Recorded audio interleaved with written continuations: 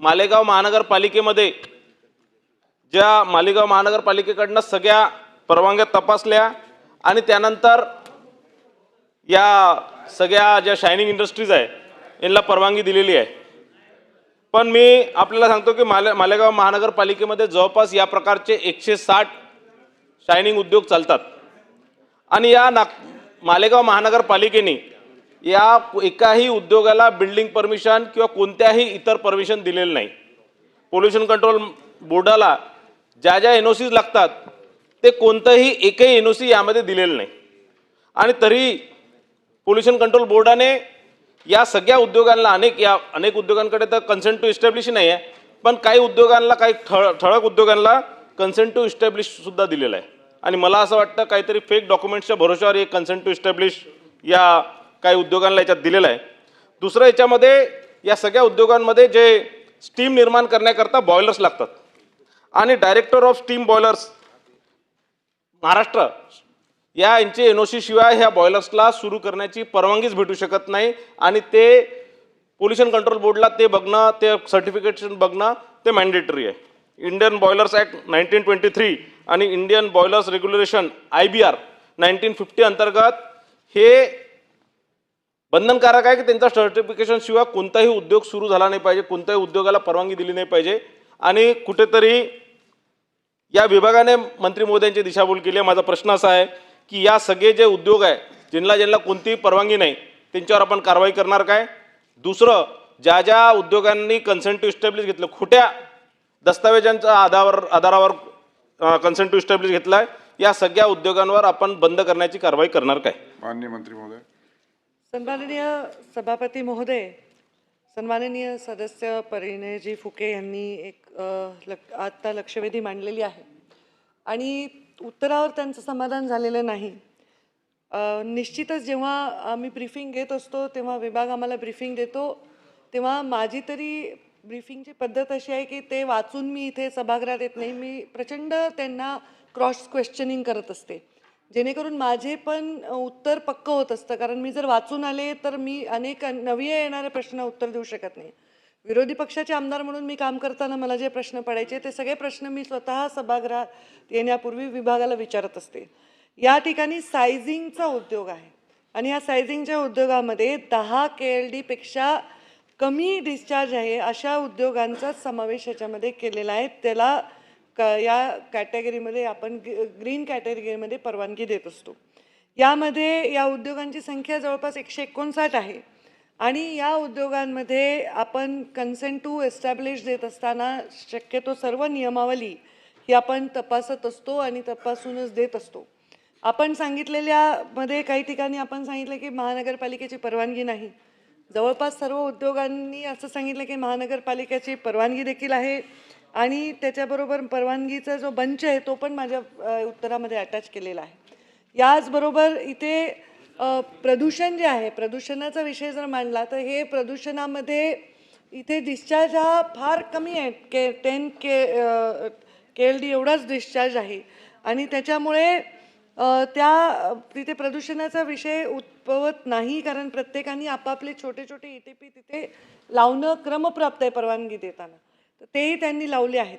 तरीही जर काही स्पेसिफिक आपल्याकडे तक्रार असेल की ही परवानगी घेतली नाही, कारण आमच्याकडे तर सर्व परवानग्या घेतल्या असे प्राप्त आहेत, तर तसं असेल तर आम्ही वैयक्तिक त्याच्यामध्ये दखल घेऊन परवानगी कोणत्या आधारावर दिली याबद्दल नक्कीच आम्ही तपासून कारवाई करू। प्रवीण दरेकर। सभापती महोदय, या ज्या मोहम्मदिया, गुलजार, अल इम्रान, कोहिनूर, सुमित, नबी मामा, बालाजी, हबीब इत्यादी जे कारखाने सायझिंगचे आहेत त्यांना 5-6 डिपार्टमेंटची परवानगी लागते। कदाचित महापालिकेची परवानगी घेतली असेल, पण माझा ठाम दावा आहे किंवा माझ्याकडे माहिती आहे की अशा प्रकारच्या MSCB असेल, रेव्हेन्यू असेल, टाउन प्लॅनिंग असेल, पोल्युशन कंट्रोल बोर्डची घेतली आहे की मला माहीत नाही, MSCB, तर मला वाटतं ज्या आवश्यक त्या परवानग्या सर्व डिपार्टमेंटच्या घेऊन नियमात काम सुरू आहे का, हा माझा पहिला त्या ठिकाणी प्रश्न आहे। त्या ठिकाणी जागे ज्या बांधकाम आहे ते सुद्धा अनधिकृत आणि बेकायदेशीर आहे असा माझा समज आहे, माझं म्हणणं त्या ठिकाणी सभापती महोदय या ठिकाणी जे खनिज तेल असतील, कोळसा, रासायनिक पदार्थ, बॉयलर्स, धुरकांडीच्या माध्यमातून ध्वनी प्रदूषण होतं. एक ध्वनी प्रदूषणही होतं आणि सांडपाणी गेल्यामुळे जलप्रदूषणसुद्धा, पाणी प्रदूषण होतं. आणि त्याच्यामुळे नागरिकांना यामुळे वेगवेगळ्या प्रकारचे श्वसनाचे, त्वचेचे आजारी सभापती महोदय होतात. त्याच्यामुळं आता उत्तरावरच त्या ठिकाणी आक्षेप प्रश्न जो आमच्या परिणय फुगेंनी घेतलेला आहे, तर मला वाटतं या चारही डिपार्टमेंटच्या परवानग्या आहेत का? एक, बांधकामसुद्धा अनधिकृत आणि बेकायदेशीर आहे असं आमचं म्हणणं आहे. त्या संदर्भात शासनाचं काय म्हणणं आहे? आणि अशा प्रकारच्या अनेक तक्रारी नागरिकांनी केलेल्या आहेत. आणि त्याच्यामुळे या अशा प्रकारच्या जर आपण पुन्हा एकदा खात्री करा, परवानग्या असतील तर कोणाचा मुद्दाम कारवाई करण्याचा आमचा उद्देश नाही, परंतु काही विशिष्ट लोक अशा प्रकारची त्यांना सवय लागलेली आहे, तर त्याची माहिती घेऊन परवानग्या नसतील तर आपण कठोर कारवाई करणार का आणि इथल्या नागरिकांच्या आरोग्याची हिताची काळजी घेणार का? नक्कीच ज्यांनी परवानगी घेतली नाही त्यांच्यावर कठोर कारवाई करणारच. आमच्या डिपार्टमेंटपुरतं मर्यादित ज्या परवानग्या आम्ही तपासतो त्या परवानग्या तपासूनच कन्सेंट दिलेला असतो. परंतु जसं आपण सांगितलं की काही ठिकाणी परवानगी नाही अशा किंवा काही लोक जर त्यांचं त्रुटी दुरुस्त करत नाही किंवा त्यांच्यामुळे काही तक्रारी आहेत, काही लोक प्लास्टिक जाळून फ्युएल तयार करतात वगैरे, अशा लोकांवर आम्ही कारवाईच केलेली आहे. सभागृहाला जर अवगत करायचं असेल तर आपण काही उद्योगाचे नावही घेतले. त्यामध्ये आपण संतोष सायझिंग, जनता सायझिंग, मोहम्मदी सायझिंग, नझीरा सायझिंग या उद्योगांवर कारवाई केलेली आहे. त्यांना तसे त्रुटी दुरुस्त करण्यासाठी किंवा त्यांना फाईन लावणं किंवा त्यांना बंद करण्याचे आदेश दिला, अशा प्रकारचे कारवाई देखील केलेली आहे. असं आढळलं तर त्यावर देखील कारवाई करू. पण MPCB जेव्हा एखादी परवानगी देतं तेव्हा त्यांना ज्या तपासायच्या असतात गोष्टी त्या तपासलेल्या आहेत. त्याच्यामध्ये मनपाची परवानगी आहे का एवढं आम्ही तपासतो आणि ती प्राप्त झाल्यामुळे आम्ही परवानगी देत असतो.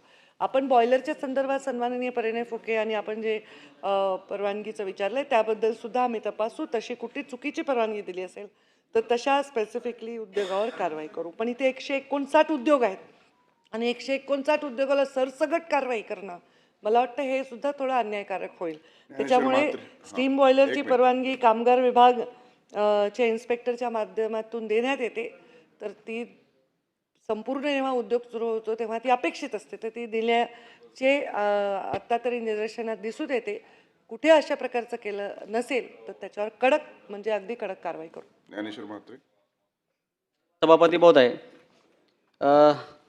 कारखान्यातून प्रदूषण जे होत आहे हा फक्त नाशिक जिल्ह्यापुरता विषय नसून मंत्री महोदया हा संपूर्ण राज्यभर आपल्या प्रॉब्लेम निर्माण झालेला आहे.